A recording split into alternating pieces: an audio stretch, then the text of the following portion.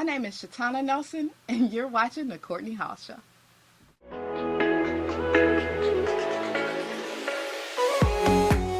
Thank you for watching a new season of The Courtney Hall Show. Now listen, to the left of me, I have an amazing woman, okay? She has a day in Houston. She's a mother, and she's a business owner.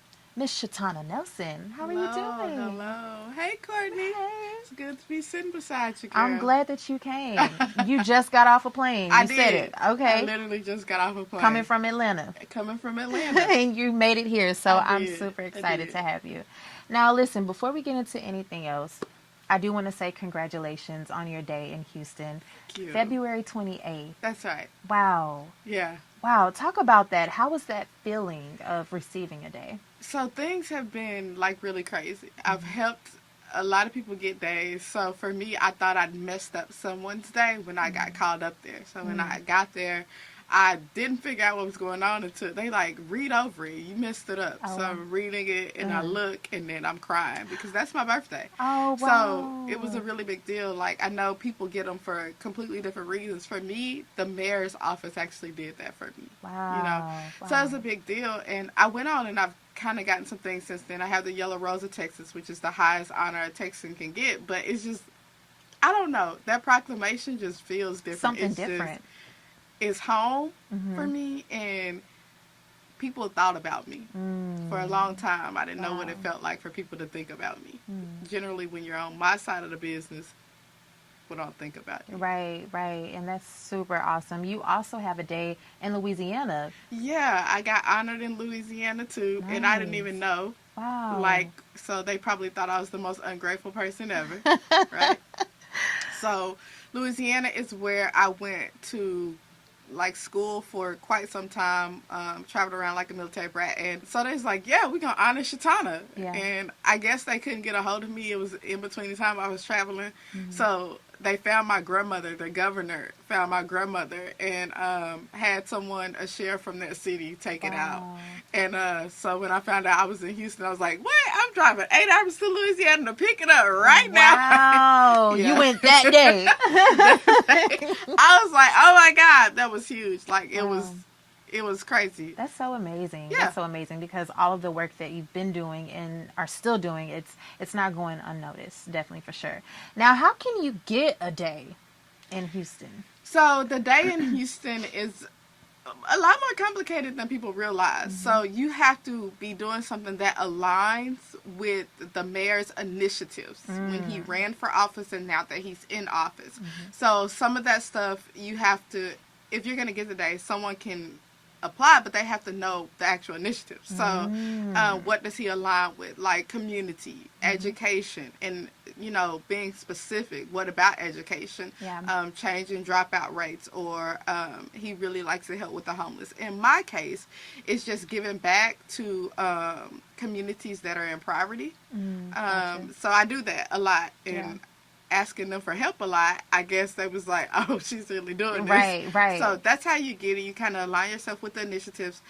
Someone applies for you. They have to write up a whole statement and actually make it align. And then they actually go back and check now. People think they don't. They do. Yeah, you have to actually do the work. You have to earn it. You have to earn it. So they go back and they actually check and they say, okay, this person is impactful for the community. This person is doing enough and making enough noise that people should know to inspire others. Wow, that's so awesome. Yeah. Now, you are very heavy in the SOSO Def camp. So talk about that. How did you even meet JD? And the last time I spoke with you, I was like, oh my gosh, that's my husband. She was hype. I will make sure he don't have to see it. Right. So, okay, it was very crazy. Had an event. It wasn't even my event. It was an event that was happening in Atlanta. And I was really quiet what I did for a long time. Okay. I was Olivia Pope. Oh. So to be Olivia Pope, you have to be quiet. Right. People don't need to know that you're going to show up because if you see me in a picture with somebody, you know I came to clean up a mess. Right. So for a long time, it was like, oh, that's messed up. Let me give you a number to kind of fix it. Right. So there was an event happening that spiraled out of control. Wow. It just happened to be in the city around the time at another event. Someone called and said, hey, we can use Olivia Pope. I go to the event. I cleaned it up. We had the biggest names in the industry. We had Monica, Tip, Kevin Hart, Jermaine Dupri. They were all tied to this particular event. And I went. It was crazy. I looked around and they said, "Can you fix this?" Because it's like mid-event. Yeah. Brian Michael Cox, the host, was like, "Yeah, let me borrow that microphone." Right. So I get to moving work. stuff and shaking stuff, and here in comes Jermaine and his camp. And his camp is dynamite with his mom and his dad was with him. Oh. So I'm like, "Come on, Jermaine." Like, I'm telling him where to go. And by the end of the night, we hit it off. He laughing. We making jokes about Brian Michael Cox. He like, "Man, the way you moved the carpet back, I thought people was going to tag me. Like, thank you." He was like, and he's big on that. He's very big on giving people compliments. A lot of people don't know that Jermaine's the kind of person that if he sees something in you, he can just see it. Okay. Gotcha. He can look at you and say, "Oh, you're going to make it." And it's been people that's like, "Oh, I really did." Like, some people just have those eyes. So we kind of hit it off from there. And then it just went on, kept in contact with his assistant, executive assistant, who has now went on to get Emmys and all kinds of She's not even an assistant. Like, his whole camp bad. You know, they just... So I kept in contact with her. And then eventually I got a call like, "Hey, let's do this." So that's, She's Olivia Pope, y'all. Okay, so I'm moving back from Olivia Pope. Okay, so you're moving back from it, but she still got the works and the powers I can of it. still clean up some of this. So the Finest Hour PR firm, you're the CEO of that. Right. Let's talk about that. That's awesome. When did you start that firm? So, okay, a lot of people don't know I was actually in healthcare. I was miserable. I had went through a couple of pretty hard experiences. Brother passed away. Best friend passed away from cancer. And I thought, I hate the hospital. I don't want to be here anymore. What do I do? Yeah. So I worked. I saved up money. And I looked for any kind of firm that maybe needed help is what I was trying to do. Because in college and coming out of college, I actually did intern for KSLA. Okay. So I had the communication and journalism background, just people didn't know. Even during high school, I was doing stuff with ABC Nightline. Oh, okay. So I had the journalism background. That was always going to be my backup plan. So I found a firm. That was the Finest Hour. And they was like, "Look, we done. We tired. We going under. What?" So I set up a meeting with this lady who was very notable, very well known, had worked with the biggest name in Hollywood. Sat across the table. I said, "Look, this is what I have. You're going under. I know the name means something to you because it's your baby. Right. Let me have it. Let me buy you out. And it's going to be worth it." She said, "You don't have the name in this industry. What are you going to do?" I said, "Give me 6 months. I'll give you equity in everything I touch for 6 months. Right. And in 6 months, in 6 months, I had SOSO Def under my belt. Wow. In 6 months, I had NBC Give, Gary Reeves, the creator, under my belt. In 6 months, I done things that she told me she hadn't done in 20 years. Wow. So not only did she sign it over, she gave me back her equity and invested into the company and said, "Okay, branch out. Go to Atlanta, Miami, Chicago, put offices in different cities." Yeah. So how did that make you feel? Did that make you like hyped to do more things, or how did that make you feel? Did it bring on pressure because you did so much in 6 months? Was it pressure to fulfill more in the next 6 months, the following 6 months? So my favorite phrase is, "It ain't no pressure." Well. So I like to think I'm a little bit different than most people. I know that there's pressure. I know that there's hard times. However, God is real. The Bible says the steps of a good man are ordered by the Lord. When I got ready to leave the hospital, was the hardest time of my life. It was me. It was these 2 kids. It was Dad is not here anymore. It was just me, and I had to figure this out. And I told God at the end, "Okay, so tell me what to do. Because if I can leave and survive this, I want you to tell me. Right. But I don't just want you to tell me. I want you to put me in a position that I can survive it. I don't want a business that's going to work for a year and be under. And I don't want a business that I'm going to still be making the same amount at the hospital. Yeah. I need you to tell me what to do." Yeah. I remember waking up in the middle of the night and him saying, "Go for it." So although pressure may exist, like, faith is just seeing it without seeing it, just believing in it.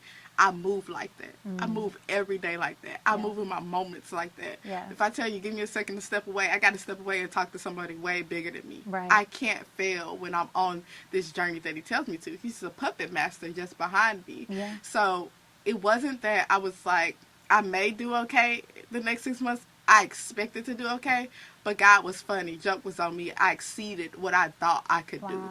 Right. Wow. So even being, say, the PR firm goes away, it must be another door that he's getting ready to open. Yeah, So exactly. I don't believe in pressure. Okay. Like, some people have pressure. I don't. I just got to go talk to somebody real quick. Like, you are so silly. give me You're a like, few I minutes. don't believe in pressure. Like, I like that. What's that? I like that. You I know, like that. fear and all that stuff. Mm-hmm. We create those things. And we psych ourselves out. You can't do it. What? Like, Queen Bee, look at people like that. People like that, you really think they'd be like, oh, Yeah. They'd be like, you know what? I don't know if this is gonna work, but let's go. Yeah.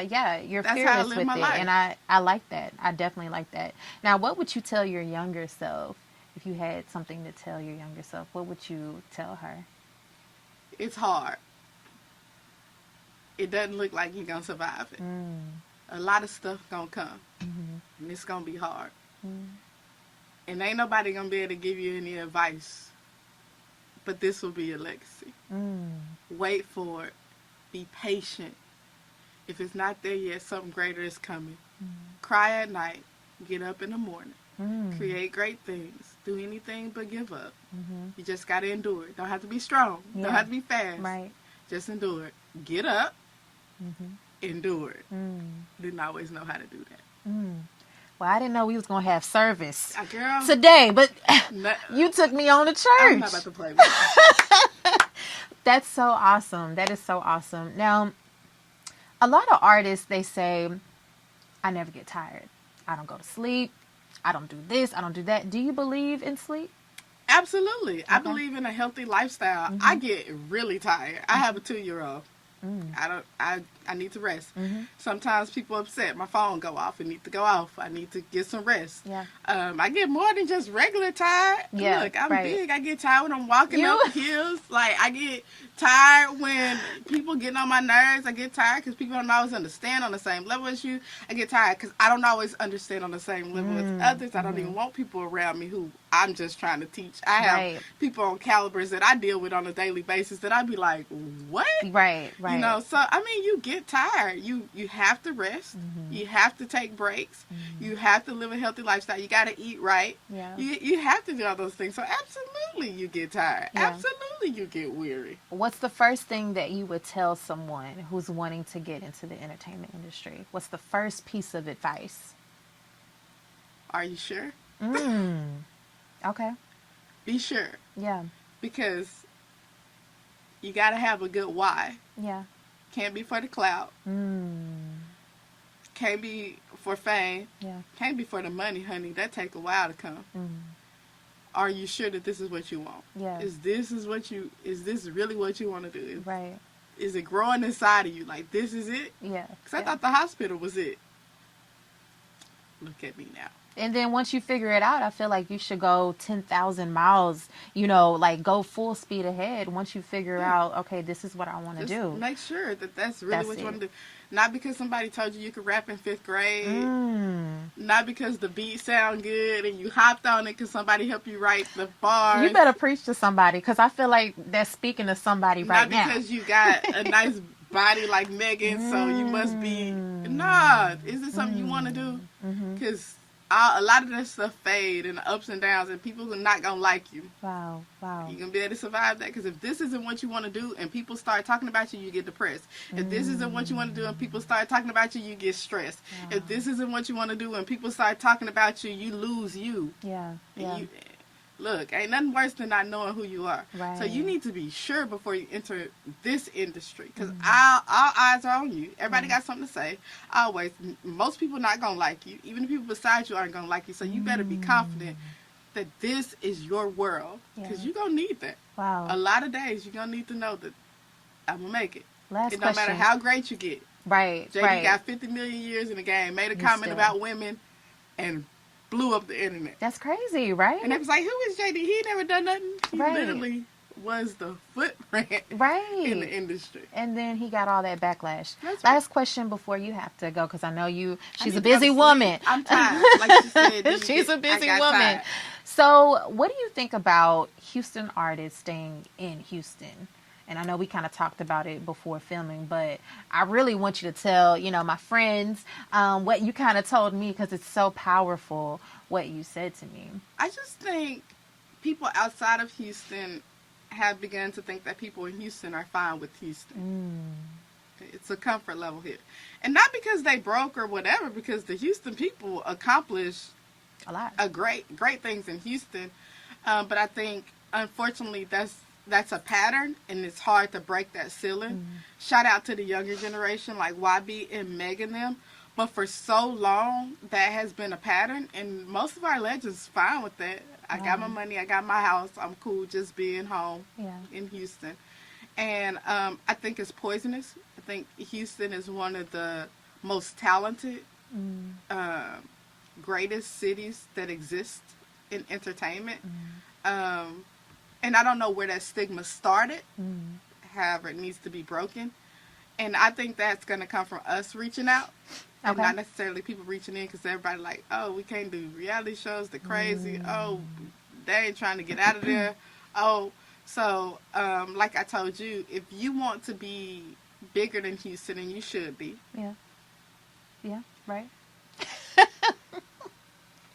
This is a Hello? city. Right. I mean, you can have the world. You can be Beyonce. Right. Or you can be back home Becky. Oh. Right. She's preaching. So, this is a whole sermon. Girl, this is a whole crazy. sermon. So you're going to have to reach out to those Atlanta artists and markets. The same caliber of artists and people like me that you reach out to here in other cities.